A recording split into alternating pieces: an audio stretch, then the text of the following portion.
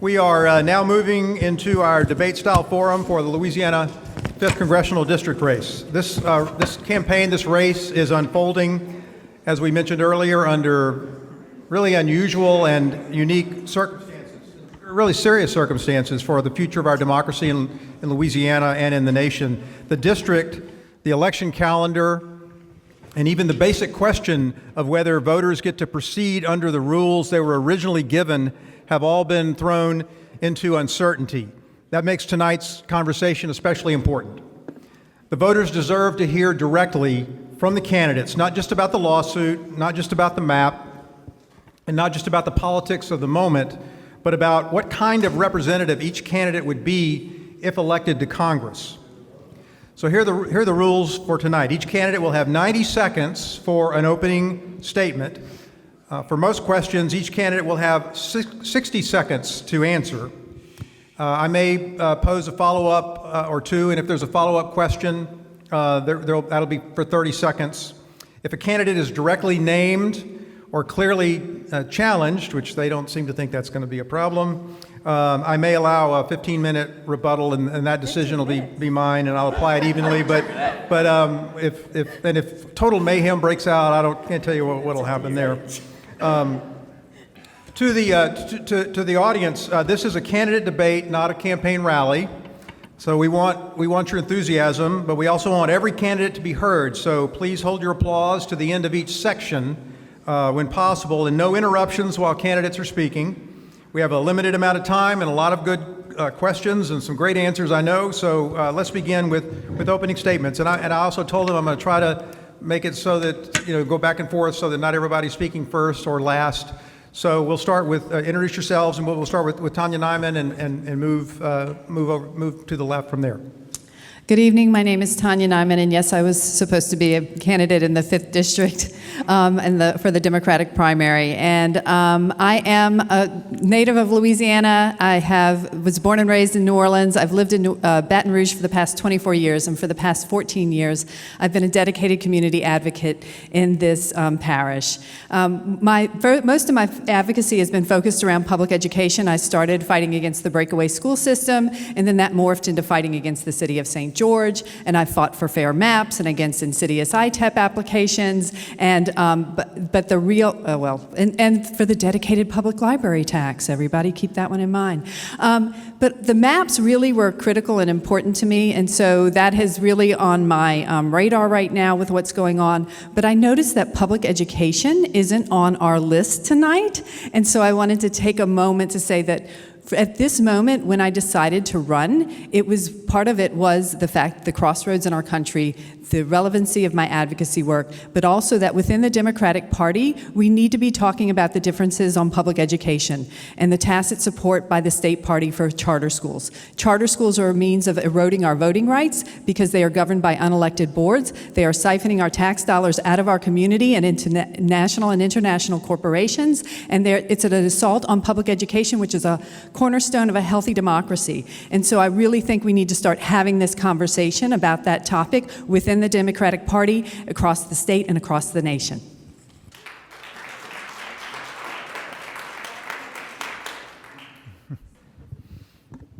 All right. Well, thank you, Tania. My name is Jessee Fleenor, for you guys that don't know me. Double S, double E on the Jessee there, so you can find votejessee.com. Otherwise, you're just going to be lost on the internet. I'm just a local vegetable farmer from Larondre, Louisiana. I grow vegetables, and I milk cows, and make cheese and yogurt, and raise my 3 kids out there on the farm. So that's kind of what I do with my time, generally. But, the last year has been really hard on a lot of us here. Things have really deteriorated in this country. And I think it's up to people of goodwill, like the people in this room, to stand up and push back against it. So I did actually get the political bug in college there. I graduated with a political science degree from our great flagship university, LSU, with a concentration in international relations. And then I started a vegetable business. So, life is long and curious. You never know what's going to come next. But I really care about public policy. I care about the state of Louisiana. And I want to see my kids grow up in at least as good a country as I did. And I think we all see that this country is struggling right now. We're not acting the way that we should on the world stage and domestically. And so my main message when I get out there is we got to watch how we treat each other in this country, get back to a sense of treating each other with dignity and respect, all right? And that's the number one message, and we'll get to more things. Everybody, you want to keep gassing along out of habit. Good evening. Thank you for braving the weather in order to come out here first and foremost. My name is Lindsay or Rubia Garcia. I am a mother. One of them is sitting right here, right along in the front row. Daughter of a Marine, baby of 10 with 8 older brothers. So if you're trying to understand my personality a little bit more, that goes to explain a lot. I am a history nerd. So I graduated from Edna Carr in 2004. I taught for the next 10 years. I taught until the Hard Rock collapsed in New Orleans and they left the bodies of the workers in the building, and then I caught and got good trouble. And I figured I might need an attorney, so I decided to become one. I recently just graduated from Southern University Law Center, and I was either run for Congress or take the bar, and given the president is currently going after the American Bar Association and their accreditation, felt like this was the better path in order to take. So I am a teacher. I am an advocate. I drove 30,000 miles around the country in 2020 and 2021 during the protests after my arrest at the Hard Rock to see the front lines for myself. And obviously, I'm a candidate here in Congressional District 5. I think if any of you have seen me before, I think you know that my primary purpose in running here is an aggressive stance on defending the rule of law and the Constitution here in the United States of America. I want life to be affordable. I want to focus on education. I want to focus on healthcare and gas prices and groceries and everything across the board. And my passions are so broad that I'm hoping that by the end of this, you all will have a better understanding as to why I'm here in this moment, including all of the above. Thank y'all for coming again. Okay, thank you so much. So the first block of questions, there'll be 2 questions on democracy, the Callais decision, Jeff Landry, voting rights, all that. These will be 60-second answers, and we'll start with Mr. Fleenor on this one. What should Congress do to prevent states from changing the rules of congressional elections after ballots have already been printed, mailed, and cast? Well, absolutely. I think we basically already have some protections against that. It was totally illegal and unprecedented what our governor has done here, throwing this entire race into chaos. I mean, I really respect both of these people up on this stage with me, and we've all been out here hitting the pavement. 22 parishes in this district, so it goes all the way up to Monroe. It's a big area to try to get to. And we've all been, sacrificing our time and money away from our family and our kids. And so for him to have done this and disenfranchised so many voters is absolutely unacceptable. We have had tens of thousands of absentee ballots disenfranchised, including my parents. They'd already voted for me. They were so proud. But the John Lewis Voting Rights Act would go a long way, and we need to, restore the progress that we made in the 60s that is being eroded right now. We're about to see the largest drop in minority representation in Congress in the history of this country. Ms. Garcia?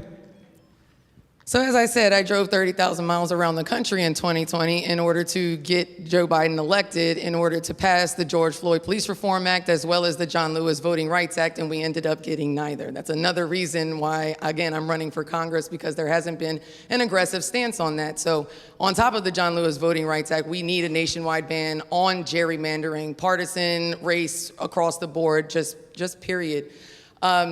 It's also one of the reasons when all of this came down, I focused in law school on voting rights litigation. It's literally what I studied and what I focused on. So when he issued the executive order on Thursday, I was the first one to file suit, and we brought Jessee along. Jessee signed on to the lawsuit in order to challenge these actions that Jeff Landry did immediately, and that case is still pending.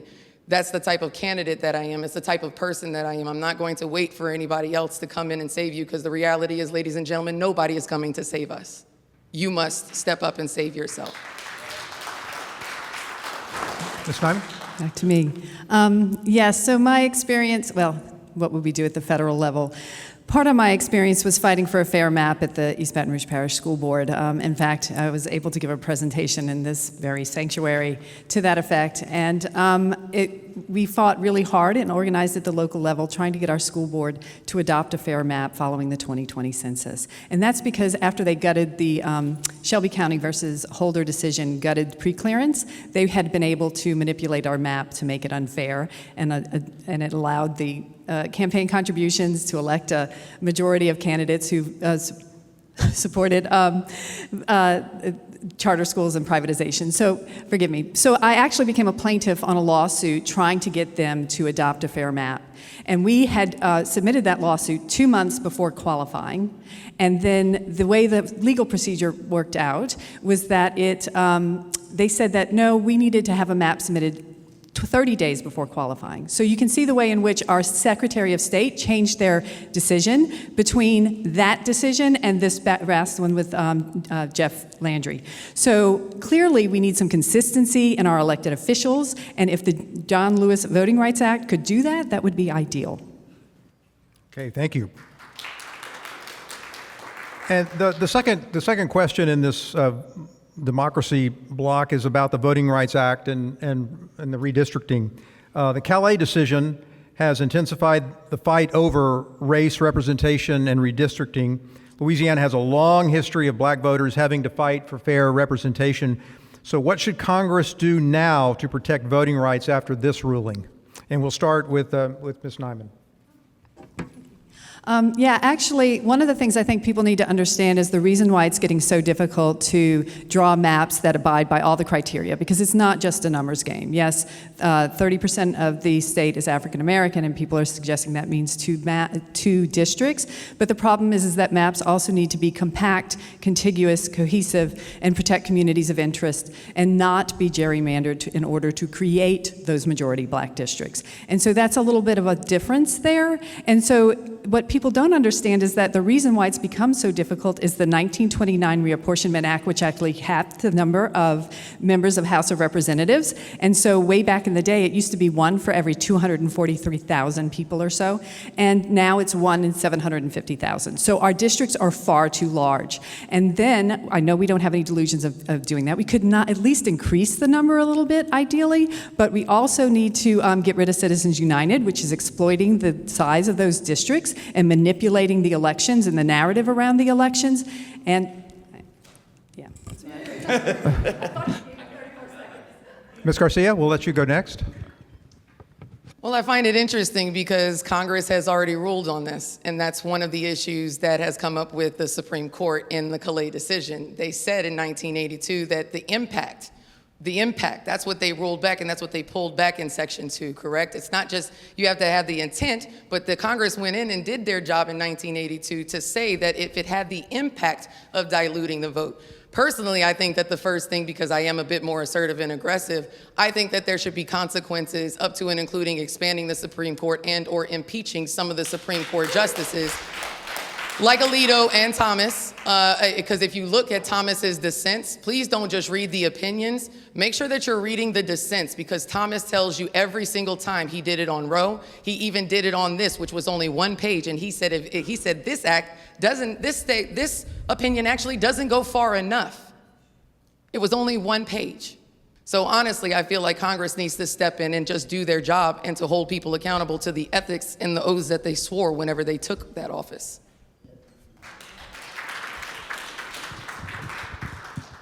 Well, a lot of good things were said there by both of these ladies. I would agree with Lindsay that we need to have a national ban on gerrymandering. I think people don't realize all it would take is an act of Congress to do away with all of this, race to the bottom.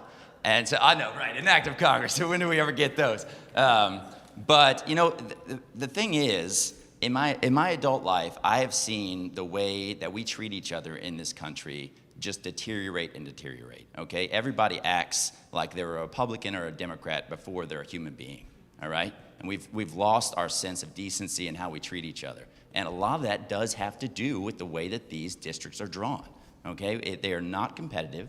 They're pushing people to the outside ends of the spectrum. And so I think if we could outlaw gerrymandering in a real way and have compact, contiguous, competitive districts, then it would bring the American people back towards each other, and we could actually start to solve our problems again as one nation.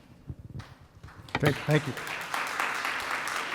Okay, now we're going to go to the first of our partner questions tonight. This one on immigration. Our first partner question, who will please come to this mic, is going to be Shelby Gonzalez with representing Indivisible, and we'll answer. We'll throw this question in the order: Fleenor, Garcia, and Nyman. Hello. Immigration families in Louisiana are often a part. So sorry. Can you hear me now? Oh, yeah. Okay. Immigrant families in Louisiana are often part of our workforce, our schools, our churches, our communities. But they're also facing increased fear around detention, deportation, workplace raids, and family separation. If elected to Congress, what would you do to protect due process, keep families together, and support immigrant workers while still addressing legitimate concerns about the immigration system? Thank you. Great, yeah. Mm-hmm. Thank you for that very important question. You know, this is an issue that's really close to my heart. I am a vegetable farmer. At the end of last season, last fall in 2025, I was lucky enough to have a real bumper crop of a lot of vegetables, and it happened to be around the same time that we had the ice surge in New Orleans. And so I worked with an organization called the Southern Dignity Not Detentions Coalition, and through a lot of signal chats and politics that felt like North Korean type politics, we were all hiding our identities and such, we delivered food to thousands of families in the city who are too afraid to leave their house, all right? Yeah, in the state of Louisiana in 2026, these people were too afraid to leave their home because they may never see their children again. So it is very important to me, if I'm elected as your next representative, I will push hard to completely and utterly eliminate the criminal organization known as ICE.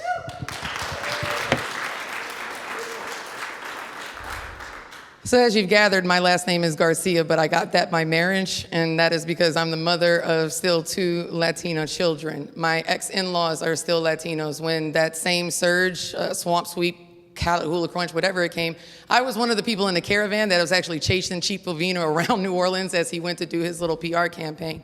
And I'm saying all that to say that it's extremely personal because I also got the name La Rubia, the blonde, when I was a professional Latin dancer. So I have strong Latin connections and ties throughout the country and throughout the world. What I would do is, number one, you have $170 billion that is going to DHS, which is more than the FBI, CIA, DOJ, and the Bureau of Prisons all combined. So number one, rolling back all of that funding. And then number two, passing, I love his pen, the Pretty Good Civil Rights Act, which expands the Section 1983 lawsuits, which would afford the families of like those like Renee Good, and Alex Preddy, in order to go after the officers who are violating their civil rights, their constitutional rights, even under color of law, because that currently does not exist as a civil remedy.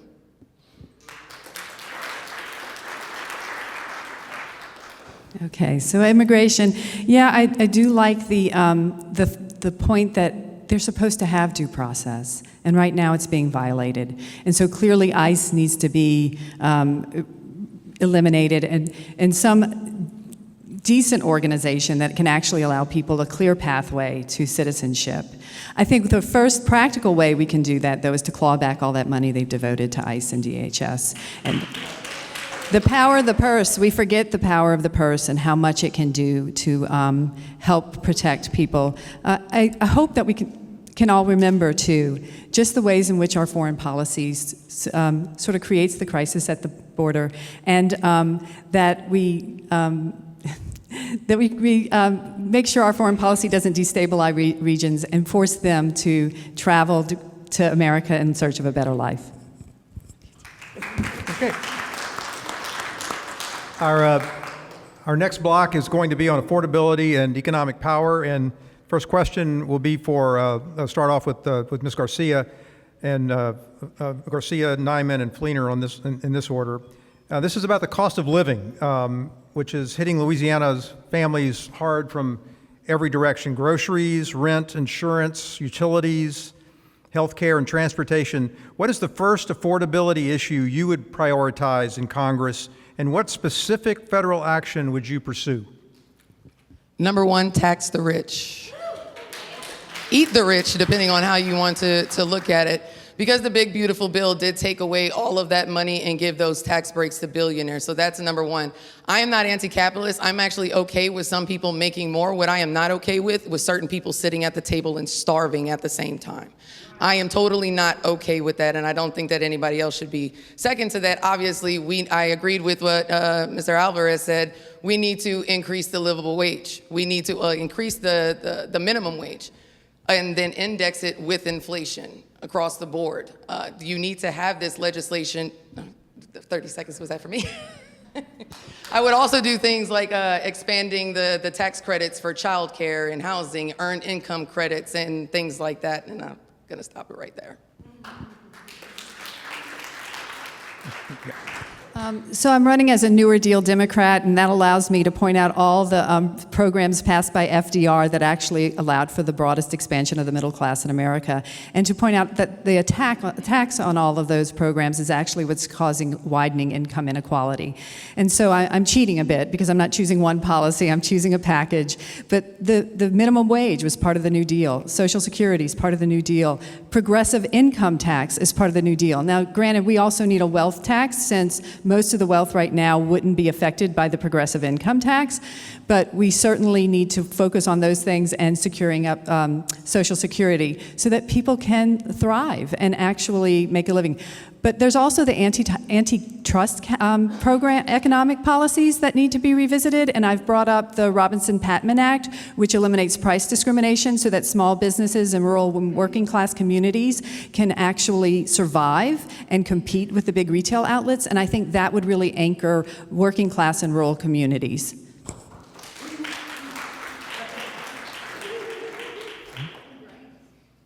Well, fantastic. The affordability question.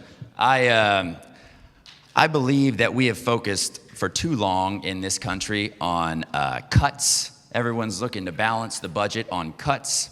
I think we need to go the opposite direction, okay? We need to be raising more revenue, and especially on the backs of the incredibly wealthy billionaires that we have in this country, over 1,000 of them. You know, a lot of times people say we need to make the wealthy pay their own fair share. I think that does not go far enough. And so if I was elected as your next representative, I would be loud and proud out there every day saying we need to eliminate the concept of billionaires in this country, all right? We do not need a single billionaire living in America, all right? We founded this country throwing off the aristocrats and the actual lords of England so that we could be an independent nation. Right now, we have people who are more wealthy than those people ever were, all right? And we're basically all living as slaves to their programs. So yeah, we need to completely eliminate billionaires in this country. We can do it through the progressive income tax, but also the estate tax. Okay, the next question in this block is about corporate power, so we're kind of going back in what you were just talking about. And this will be answered in the order Nyman, Fleenor, and Garcia. A lot of voters believe the economy is rigged, not just by government, but by corporations that raise prices, suppress wages, avoid taxes, and still receive public subsidies. What would you do in Congress to hold corporations accountable while still supporting small businesses and local economic development? I think someone mentioned the Robinson-Patman Act. Yeah, so there's antitrust legislation, economic policies that we can adopt, and the Robinson-Patman Act is one that I can identify right off the top of my head and advocate for. And what it did was it eliminated price discrimination. So because right now, well, they stopped enforcing it in the early 80s. The FTC is supposed to enforce it. And so when we do those types of policies, it actually allows those small businesses to be able to compete. Right now, we have corporations that are, in fact, able to use their economies of scale to drive out the small businesses, which hurts the small businessmen. The other thing I want to point out is that the Democratic Party, one place where I think it's really losing a lot of steam is with these public-private partnerships, because that's sort of presented these days as what they used to have back in FDR's time with the Public Works Administration. But in fact, when it's a public-private partnership, the corporations get the money, and then when they hire the workers, they're not necessarily guaranteeing them the same level of wages or the access to the secure retirement or the health care benefits and all the other stuff. So I think we need to think about more of those types of things that were eliminated under the decrying of big government. Sometimes big government is actually in our best interest, and we need to look at that carefully.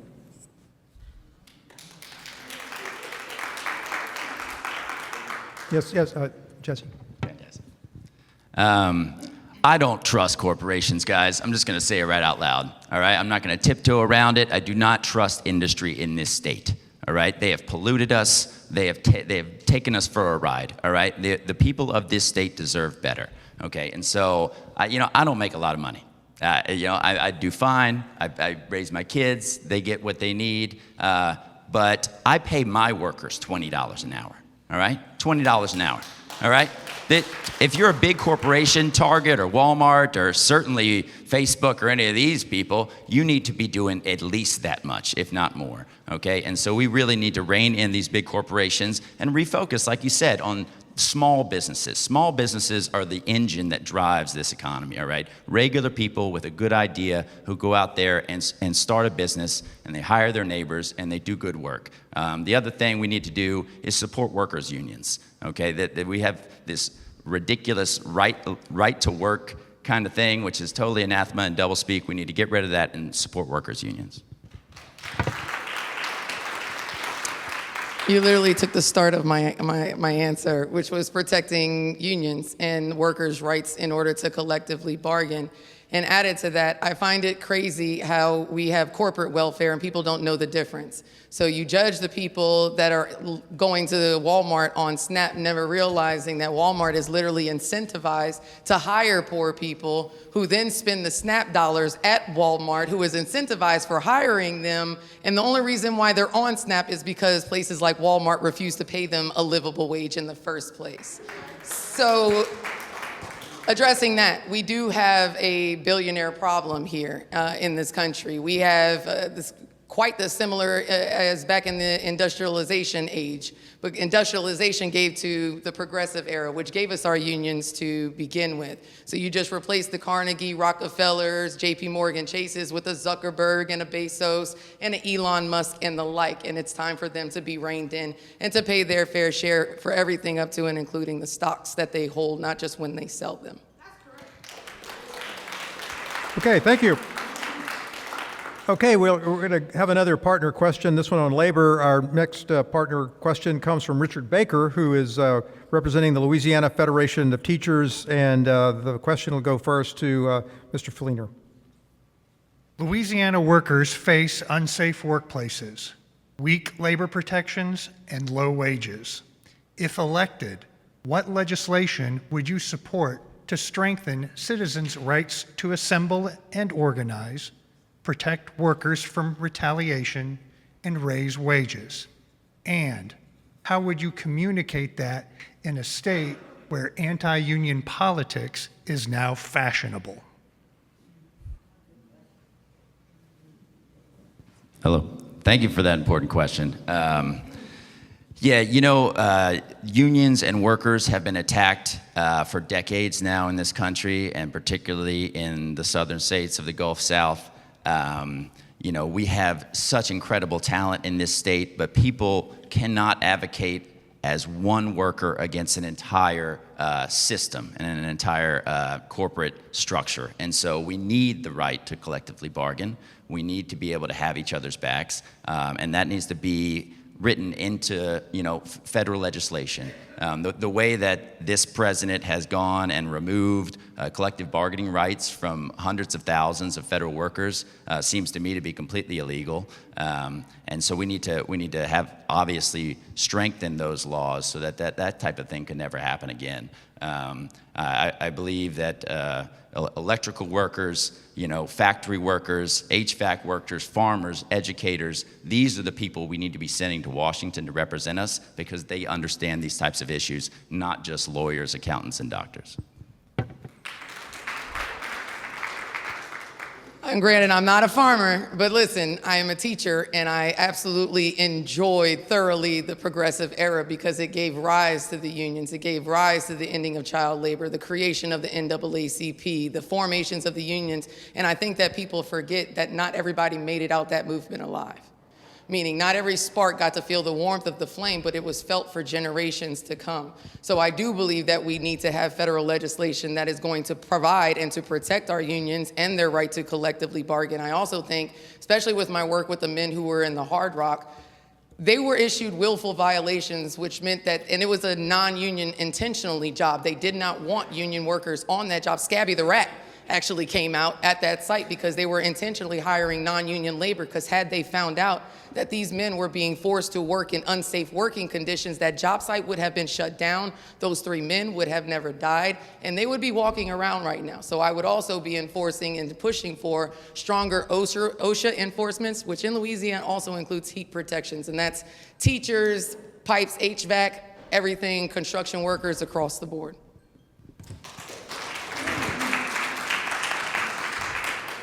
My goodness. So my father helped organize one of the teachers' unions in New Orleans. He was recruiting teachers in the 60s to join the union. And to the point where my mother was convinced he was going to get fired. And the only reason that his job was spared was because he brought my siblings at the time, who were young, to a picnic. And she thinks the principal took pity on him and didn't fire him for that reason.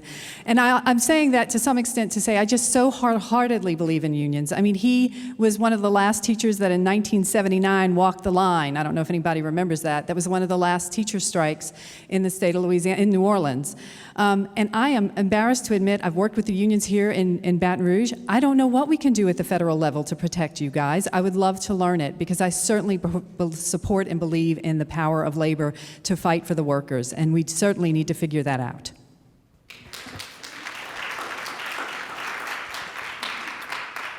Okay, now we turn to rural healthcare, and we'll start with this question with Lindsay Garcia.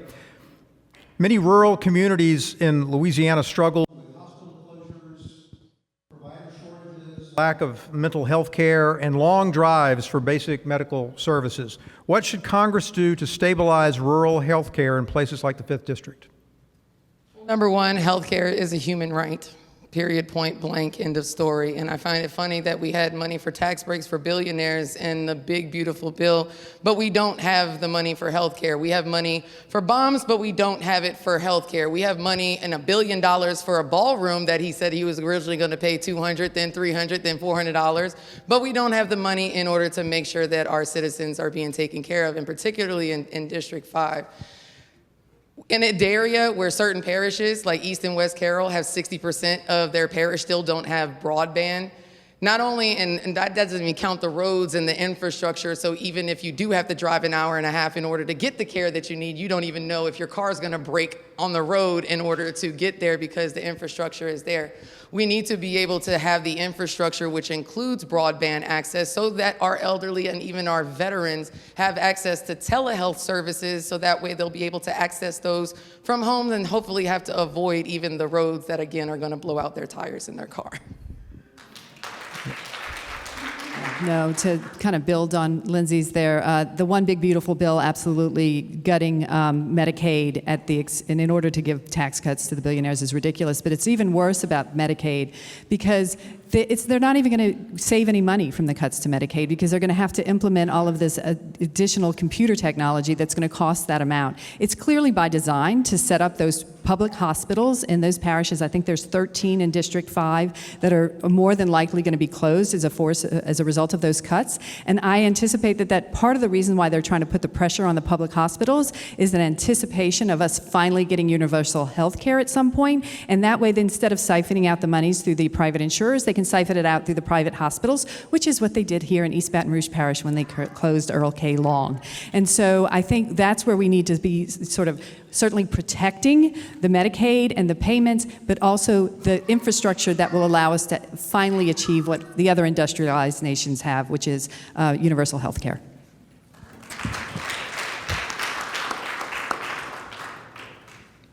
All right, well, I'll build off of Tanya's answer there. We're all running for the 5th Congressional District up here. It is, I think, the last time I checked, the poorest of the 6 congressional districts we have in the state, in a state that's one of the poorest in the nation.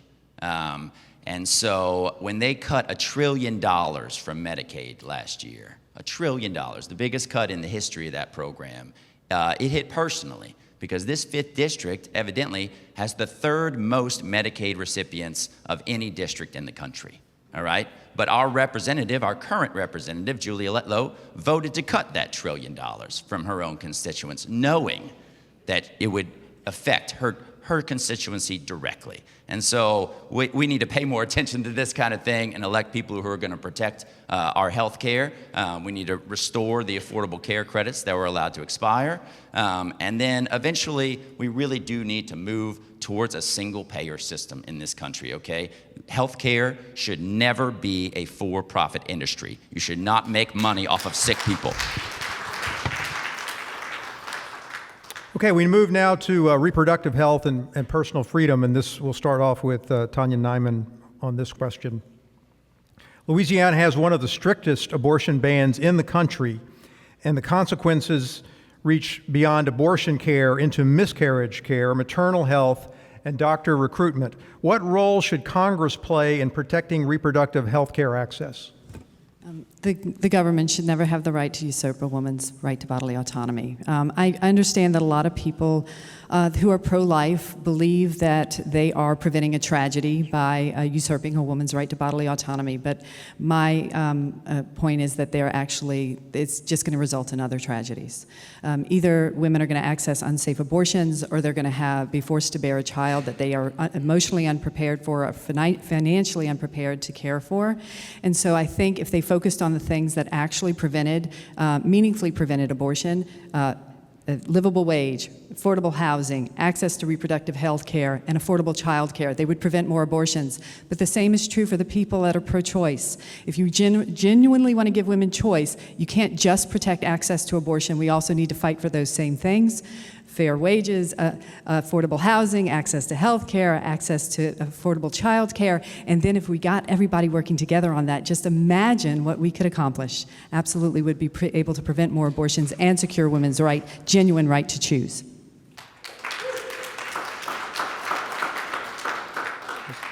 Jessee, Yeah. All right. Yeah, you know, this is a really devastating time for women's reproductive health in this country. You know, it comes at a scary time for me personally. I have a 13-year-old daughter, all right? I've got 2 boys and a girl. I've only got the one girl. She's my pride and joy, but she's coming up on that time, all right? She's about to be in high school. She's going to go to college after that. And the idea that she would have fewer rights than her mother or her grandmother even in this country in the 21st century is just anathema and just hurts my heart. The thing is that this whole argument about pro-life, to me, has always been a lie, all right? And I can prove it to you. I like to say this to people. But go ask any of these pro-life Republican people when their birthday is, all right? They're going to tell you the day that they came out of their mother's womb and started breathing on this earth. Not a single one of them would ever tell you that the day they started living was the day that their parents had sex to conceive them, all right? So pro-life is a lie. All right, so first and foremost, we need to codify Roe. And that is across the board. And also remember how I mentioned earlier with Clarence Thomas's dissent, that also steps into queer rights. Because he says, he attacks in his dissent everything with the exception of Loving versus Virginia, which ironically is interracial marriage, which he is in, ironically enough, right? So he goes after it because it's about the state and the state having access to your privacy. I find it to be a tragedy that I was born in 1986 and my daughter has less rights now sitting right there than when I was born. I feel like we've made strategic gains, but at the end of the day, if we're gonna sit here and talk about pro-life, the reality is you're really pro-birth. Because if it was pro-life, it would be from the womb until the tomb.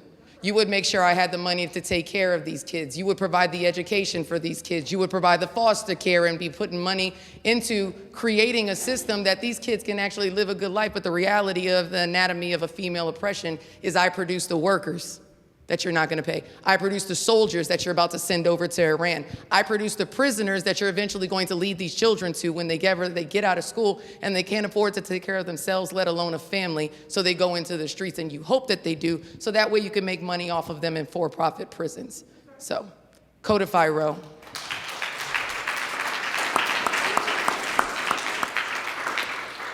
Okay, we now move to a couple of questions on civil rights and criminal justice, and we'll start off with Jessee Fleenor on this one. This is on civil rights enforcement. From voting rights to LGBTQ rights to racial justice, many civil rights protections now depend heavily on federal courts and federal agencies.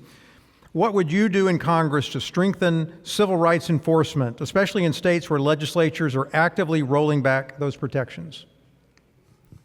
Absolutely. You know, we have a great story as a nation. We have come a long way in 250 years. It's been very stop-start.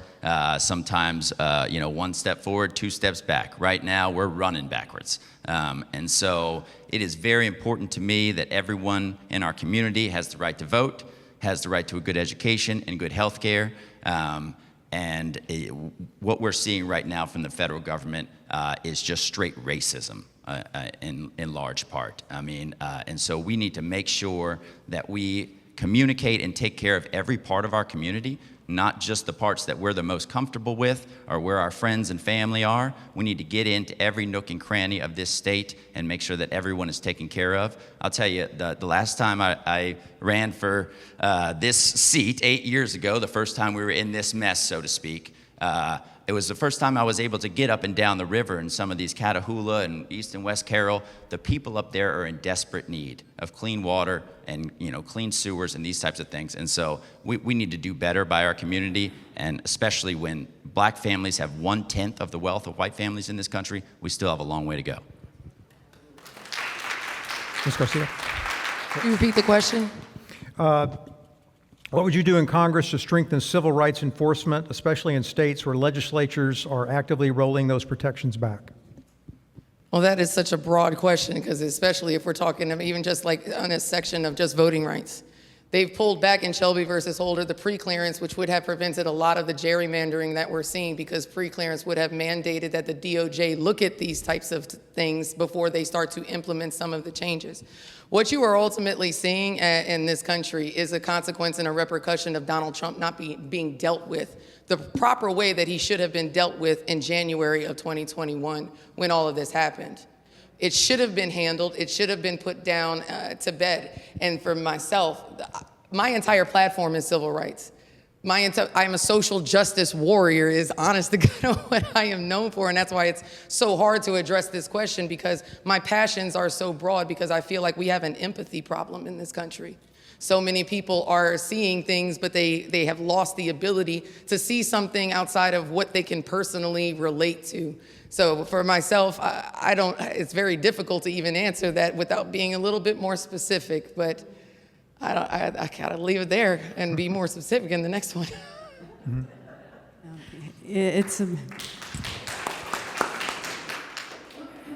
It is a broad one, and I'm going to take it to talk about the ways in which I think we really need to focus on making sure the governments do protect citizens, their rights, all citizens. And I brought up a couple of examples in the last forum, and I want to repeat them. You know, it was our government that firebombed Black Wall Street in Tulsa, Oklahoma in 1921. It was our government that used the federal highway program to decimate black business districts.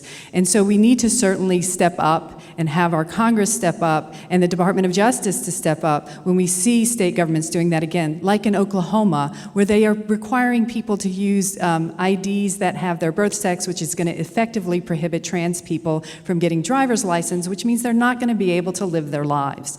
That shouldn't be allowed, but we have to flip Congress if we're going to do that. We're going to have a different Department of Justice if we're going to do that. So one elected official isn't going to do that. We need to have a holistic change in order to make sure we've got a different tenor going on. Thank you.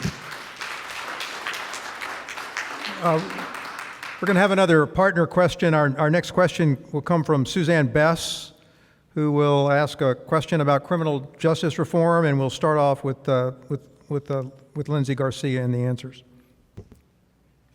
Louisiana spends enormous resources incarcerating people, but many communities still do not feel safe, and people returning home from prison face barriers to housing, work, education, and stability.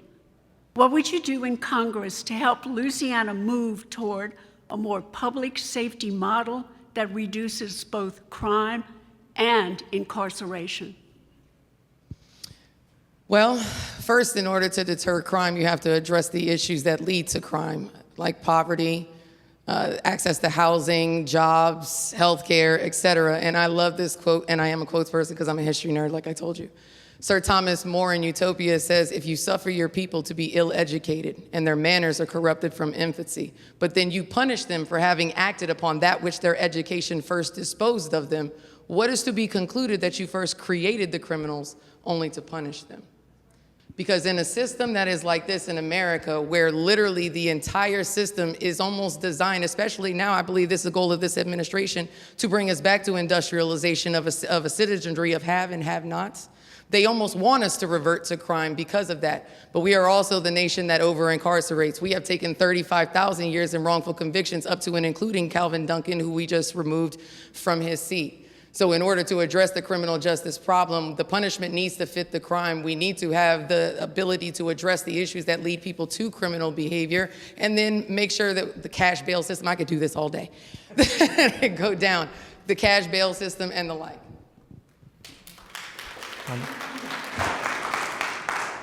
Yeah, that's the trick at the federal level, because of course, if you, whatever program you pour into the Louisiana, if there's corruption in Louisiana, trying to make sure the money gets where it needs to go is the trick, right? One thing I think maybe we can do is at least, and I know they've started rolling back on federal privatized prisons. Is there some way that we can attach strings to federal dollars to make sure that we can get rid of the privatized prisons in Louisiana? Because I certainly think once you introduce the profit motive into anything, then you increase the incentives to, like, oh, we're going to criminalize. The war on drugs was all about incarcerating people unnecessarily. And so watching the way in which the profit motive does that, and then all of the things that the federal government can do to try to prevent poverty, as Lindsay pointed out, poverty is the driving factor. I also like to point that out with education. Of course, education is a rung on a ladder out of poverty, but it's not the only rung, because if you're poor and under stress, you can't learn as well. So if you want to improve education outcomes, you address poverty.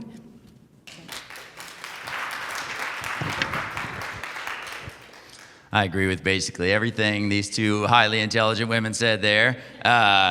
You know, I say, of course, no more privatization. The government serves a purpose. I think it's been attacked since the Reagan era in a way that people have just started to believe that government somehow can't do any good. Government is how we solve problems together, all right? It is how we make decisions as a society. So when we privatize our schools and our prisons and our roads, we're selling ourselves short, all right? And so, you know, the other thing I'll say about this is, you know, all of the nonsense we've seen and the horrific violence we've seen from ICE at the federal level in the last year, the murder of Alex Preddy and Renee Good, this didn't happen in a vacuum, okay? This has been going on for decades now, where we have seen basically a militarization of the police forces here in this country, all right? We're trying to sell them all of this old Iraq and Afghanistan military equipment that we don't have anything to do with now. Police do not need assault weapons and tanks. They need to be trained in mental health. And yes, that's what we're talking about.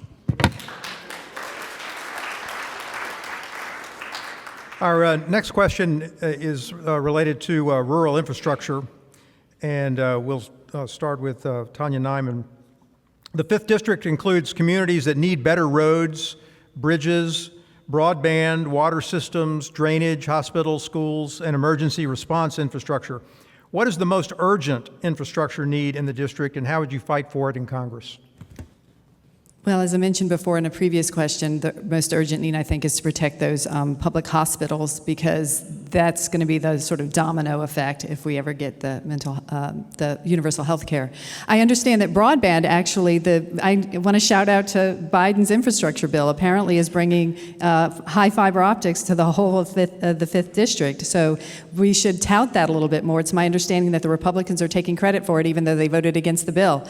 And so things like that need to be raised up and advertised. In terms of other infrastructure, I mean, then we're getting back to federal highway projects. You can do genuine public roads projects that aren't through privatized businesses, I think would be the best way to approach those types of infrastructure projects.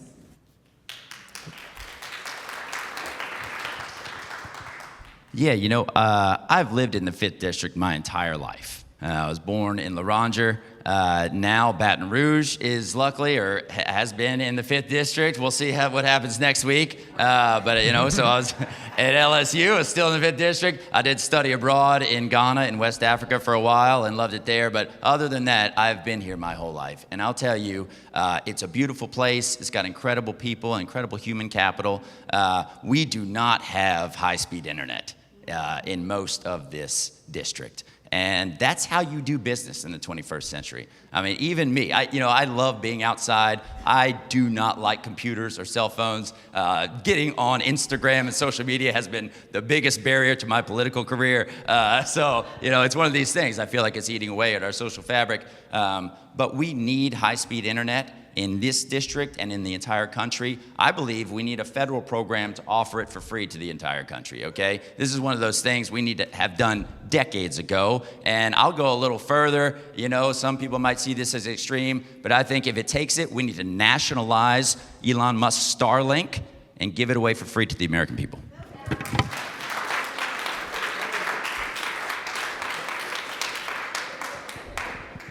I love it when he goes that way. I addressed it earlier, really. And it's not just, it's the infrastructure, right? So it is the roads and the bridges and all that. It is the hospitals, as Tania said. But it's also even that goes into the economy and jobs. Because when you're dealing in a rural district, it's not just the jobs that are going to be created from building these projects, and of which there is the infrastructure plan, but there's like $1 billion backlog of all of that in order to get the funding and the like. But that being said, and I am losing my voice because I've been talking so much lately. But it is the jobs to build those things, but it is also the jobs in the telehealth industry that will be coming whenever you build those things. So if we are going to be building telehealth, why not train them here in these rural districts, in their own communities? Why not build the roads and bridges? But the businesses will not come in, and they will not build businesses on roads that they cannot traverse, that they cannot have their customers in. So the infrastructure for me is a multifaceted on the healthcare spectrum, on the economy spectrum, on just this is our community, and can I get from point A to point B without my car bottoming out?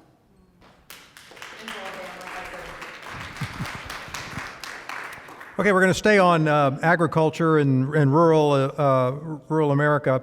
Agriculture is central to the economy and the identity of much of the 5th District. Farmers are dealing with input cost, climate pressure, trade instability, consolidation, labor shortages, and uncertainty around federal farm policy, not to mention the shortage of fertilizer because of the war in the Persian Gulf.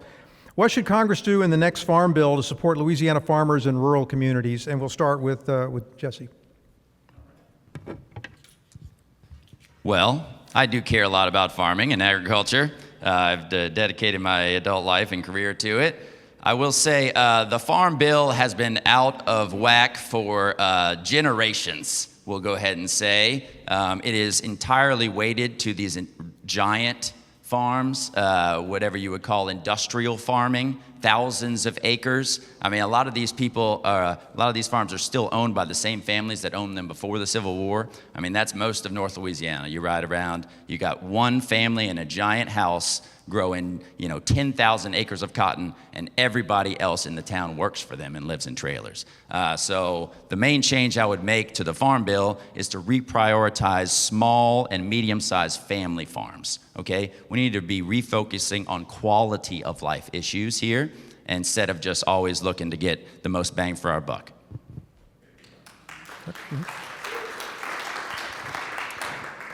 So even though they cut the election short, even though I'm still fighting it, even though during that time I traveled around and I talked to a lot of farmers, and what they didn't want was a bailout. What they wanted was to work. What they didn't want was Doge to come in and for Trump to come in and to cut the USAID projects that ultimately funded and gave them business, or to cut back on SNAP, which ultimately goes into funding their businesses, because they're hardworking people. I don't want a handout. More importantly, when you gave me that handout, that money didn't go to me, it went to the banks that I owe money to. I want to be able to earn my money. So one of the first things I would do is to re-implement, not just for the farmers, but also for our international and a foreign policy stance of reestablishing ourselves and the millions of people who are ultimately going to die because of the fact that we are not doing that, on top of hurting our local farmers. So supporting small businesses and the small farmers like that, and Jamie Davis being another one out here, they want to work for their money and they don't want handouts. And they just need the projects in order, like USAID and all these other programs, to do it. And I think we should give it to them. Yeah, I grew up in New Orleans and I grew up in Baton Rouge, so I have a lot to learn about the rural situation with the farms. And so I'd reach out to people like Jessee. But also on this campaign, I got to know about an organization, the Rural Urban Bridge Project, and they're pushing the Rural New Deal. And so they're focusing on the policies that were abandoned as well, that have hurt the small farmers. And so I'd reach out to them and learn what initiatives they're pushing to work with them, and then know that that's the best way to go, to partner with people who know these issues very well, and to recognize the programs that would best serve them.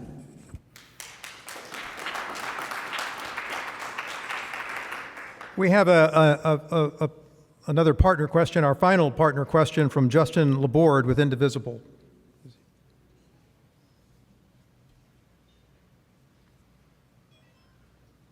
Good evening, everyone. Louisiana communities are already living with the consequences of pollution, stronger storms, flooding, heat, coastal land loss, and weak environmental enforcement. Recently, we've seen this in places like Roseland, where Indivisible was just a couple of weeks ago to continue to speak out about the environmental tragedy going on out there. If elected to Congress, how would you protect Louisiana jobs while also holding polluters accountable and preparing communities for climate impacts that are already here? Lindsay, I'll let you start on this one. So I don't believe that economic development should come at the cost of our air, our water, our land, eminent domain. And I was out there and I heard General Honore, he said something that was so common sense that when you hear it, it's just like, duh. You have to see the irony of them sitting here saying you cannot sue us for climate change, while at the same time giving billions of dollars to companies for carbon capture for a problem that they say doesn't even exist. So, number one, allowing people to sue, having the Environmental Protection Agency come back in and being able to do impact statements in the community. Everything must be community driven. We should not be privatizing profit while creating public harm. It should not be an issue where you can come in. Everything must be at the consent of the community, and I don't think that we should be consistently rewarding repeat offenders in this, whether that be carbon capture, whether that is the data centers that are coming out. You should be able to hold these companies accountable for the actions that they are doing, because you're living with the long-term harm of it, not just the short-term profits. I've written about this on my website, so you can go read the whole thing when I run out of time. We need a moratorium on the carbon injection wells. It's been demonstrated that it is bunk science, that it's not actually going to capture any more carbon than it's going to produce in the production of those facilities, and it endangers all of us. And on top of that, there's a 45Q tax credit, which means that we're paying the petrochemical industry to build these carbon injection wells and the carbon capture facilities. And so we certainly need to repeal that 45Q tax credit. We need a moratorium on data centers, not only because of the threat they pose to our environment, but because AI, which is why they're being built, is going to dramatically reshape our society. And right now we're allowing Zuckerberg and Elon Musk to lead that charge. And those are the folks that love money more than anything else. We need to elect some people a majority of people in Congress who actually care about the people, and then we need those folks regulating that industry to make sure it's done in a way that benefits all of us. Trump rolled back the EPA guidelines. We need to reinstate those, but we also need to make sure that they have some teeth. Right now, all of our petrochemical industries are allowed to self-report.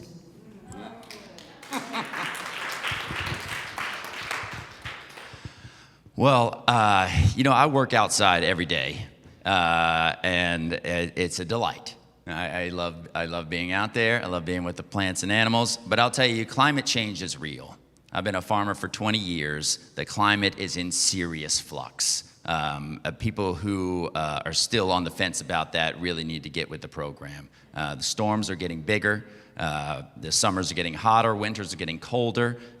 These rainstorms like we had today are dumping incredible amounts of liquid. And so we need to take that more seriously. Carbon capture, I agree with Tania, is a smokescreen for industry so that they can say, look, we addressed the problem. Climate change is fixed. And you're saying, no, that is not a real technology. All of these polluting industries, I live right over there by Smitty's. A lot of my neighbors who are also vegetable farmers had oil raining down from the sky onto their lettuce. I said, Dan, you probably shouldn't eat that one. I don't even know what to tell you. But so we need to replace these polluting industries with the green jobs of the future, like solar, wind, and wave energy.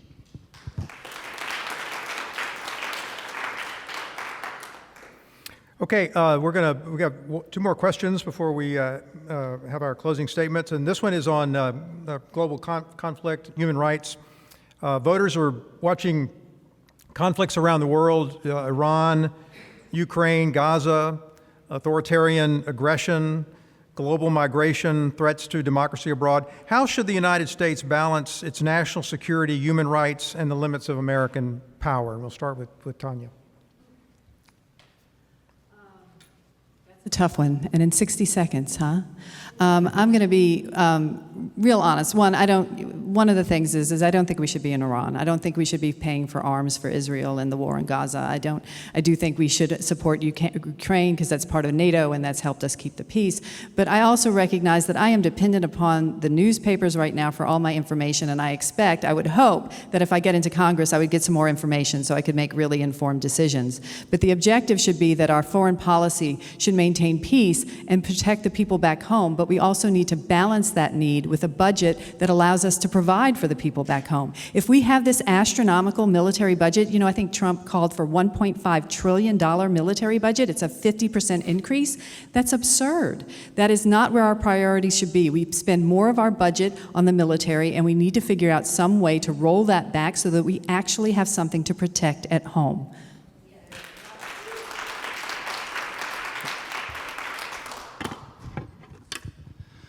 Yeah, well, foreign policy is kind of a hobby of mine. I have a degree in international relations. This is something I really care deeply about. And so on the very first day of this president's second term, he completely eliminated USAID for the most part. That was one of the greatest sources of soft power that this country has ever had. It was a reason that people all around the world, especially the most desperate and needy, looked up to this place. And now we've pulled the rug out from under them. The British medical journal, The Lancet, estimates that 14 million otherwise preventable human deaths will occur because of that decision by the end of this decade. So we need to reverse that kind of thing, stand with human rights, be our best selves on the global stage, support NATO, support Ukraine, and then I think maybe most importantly, we need to detach ourselves and isolate the murderous state of Israel.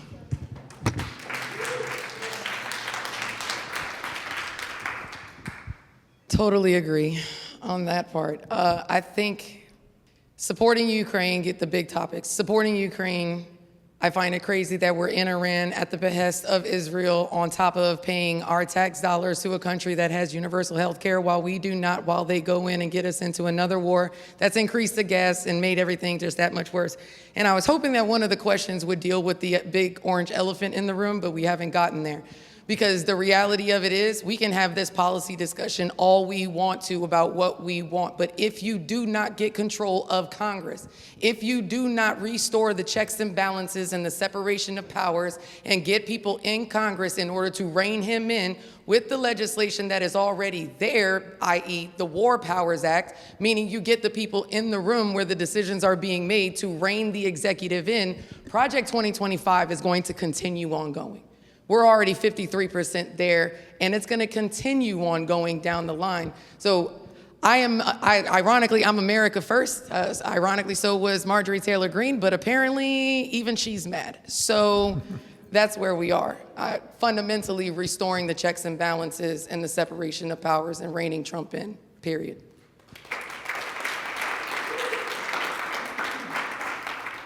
This question will start with addressed to start with Jessee Fleenor. The Democratic nominee in this race will have to make a case not just to loyal Democrats, but to independents, frustrated non-voters, rural voters, black voters, working class voters, and people who may not trust either party. What makes you the strongest candidate to build that coalition? Well, I appreciate that question, and I 100% agree with the sentiment there. The thing is about politics, and this is just the truth of it, it is a numbers game, all right? It's a math game. And so we need 50% plus one of all the voters to choose one of us up here to be the next representative and get better leadership in Congress.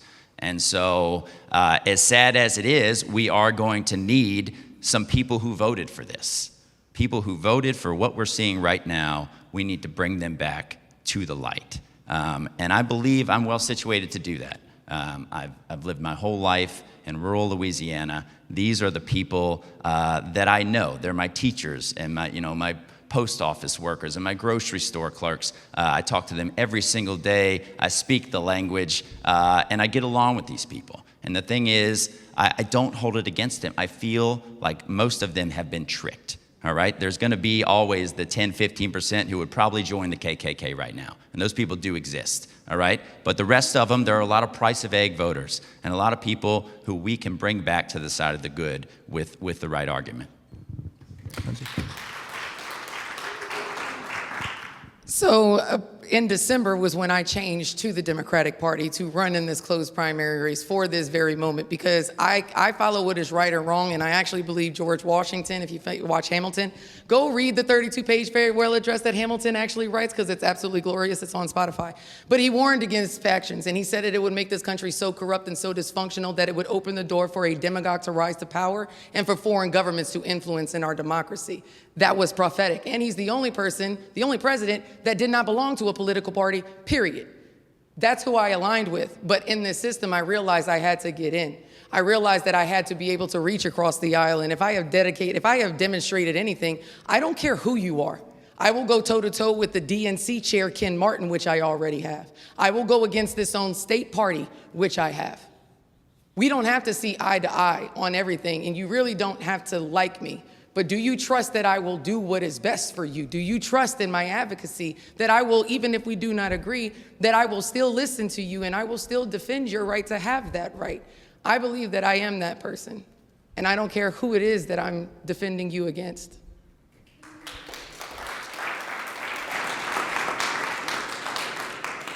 Yeah, so when I got into this race, it was the 5th district. It was a closed primary so that I knew that we could finally have conversations with other Democrats, framed by Democrats, and not having to shape the conversation around how the Republicans framed it. And I was excited about that opportunity because it actually, it's the basis of our democracy. So I have gone all in and just like letting the liberal flag fly, right? Like I have been a community advocate for the past 14 years in East Baton Rouge Parish. I have my congressional website. I have my TaniaNyman.com community advocate website with both of my campaign platforms for Metro Council and School Board up there. I have my Substack where I've written about Exxon's immoral ITEP applications. It's all out there. I'm just going to the voters because quite frankly, I think we neglected the voters in the 5th district and we don't know what they really want. So I'm pushing the economic progressive ideal. I think that's what most people want is help with the economy, and we need to get back to those policies from FDR that will actually allow working class people to survive. And I figured I'd just put it out there and we'll see what the voters decide. That's what I did.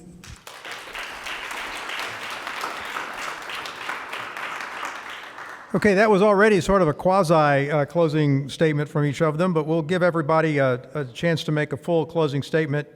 You'll have 90 seconds to respond to this question, and we'll start with Lindsay Garcia. The district is facing political uncertainty, economic pressure, and a fight over whether its voters will be fairly represented. Make your closing case directly to the voters of the 5th Congressional District. Why you? Why now? And what would you do with the power if voters send you to Congress? I will start off by saying I will negotiate with anybody who is operating in good faith. Anybody. If you're walking to the table, Republican, no party, independent, Democrat, I will work with anybody who is operating in good faith, but I am not of the mind. I did not drive 30,000 miles across the country in order to push for certain policies, to take a knee, to have knees and street name changes. I wanted the systemic changes for my children and your children. I don't want the symbolic changes anymore. We need to change this system, and for myself, I think I've demonstrated that. When the Voting Rights Act got gutted on last Wednesday, I did not go to sleep that night from the moment that I heard what Jeff Landry was proposing to do. And I'm a first-year lawyer. I just graduated law school less than a year ago. And I didn't go to sleep. It's partially I haven't slept in the last week because I have not stopped. I've showed up at the Capitol. I've showed up literally in any space. I've never stopped campaigning. I've still kept on going because to me, you're still going in to vote, hopefully for me, on the 16th. That is who I am just in my nature. And my appeal to you is that I am that advocate.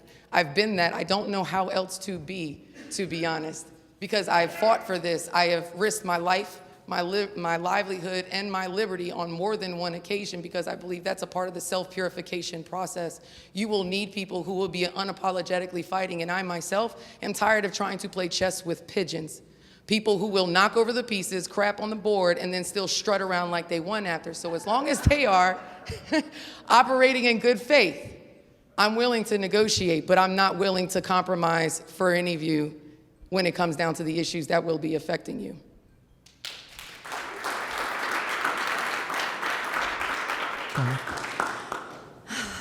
What will I do here? Okay, so the way I framed my platform was that we have to focus on our constitutional rights and voting rights and election integrity, because without those, we can't continue the good fight for the economic policies.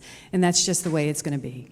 So, but what would, I don't know why I'm so sorry. I'm like losing my train of thought here.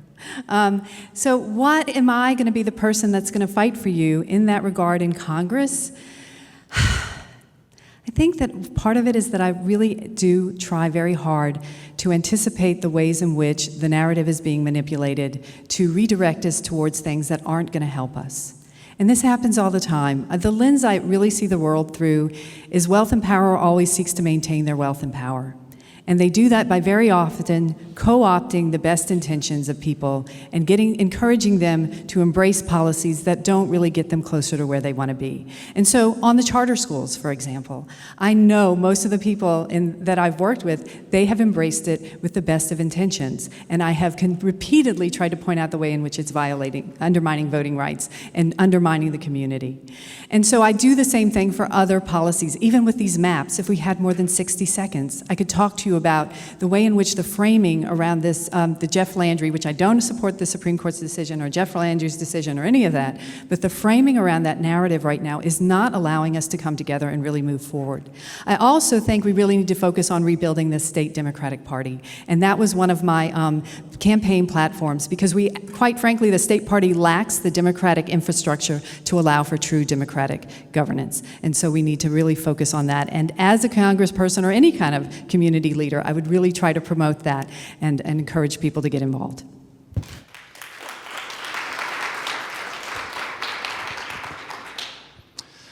Well, I'd like to thank all of y'all for coming out tonight for sure and listening to all of us. That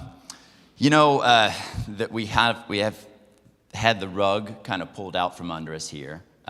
Like Tania alluded to, we're not even sure if we're qualified candidates for Congress anymore right now. If they're going to make us requalify, pay another $2,000, get signatures, we don't know what the maps are going to look like, when the date of the election is. So we're kind of a little bit afloat right now, but we're going to keep pushing, all right? And that is something that I have decided, and I'm never going to go back on, all right? I ran for this seat 8 years ago. Then I went into the state party. I was the 5th congressional chair on the executive committee of the state party for 4 years, trying to pour energy into that, aging beast of a party that doesn't really work very well. But it's going to take all of us. It's going to take all types is the thing. And, for me, Eat the rich populism is the only way forward.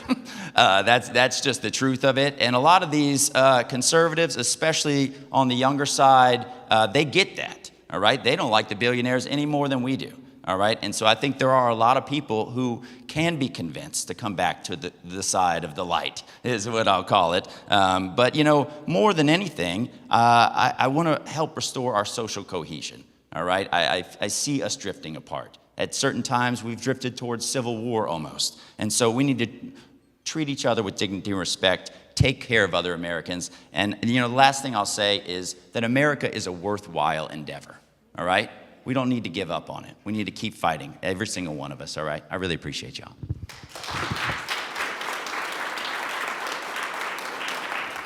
Let's thank our three remarkable candidates tonight for their participation.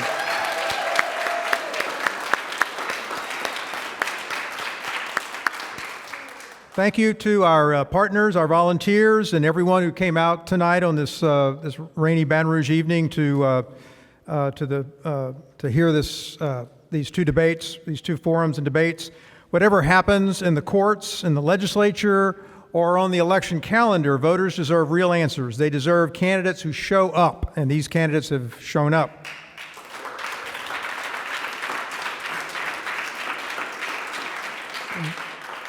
They deserve a process that they can trust, and they deserve politics that treat their communities as more than lines on a map.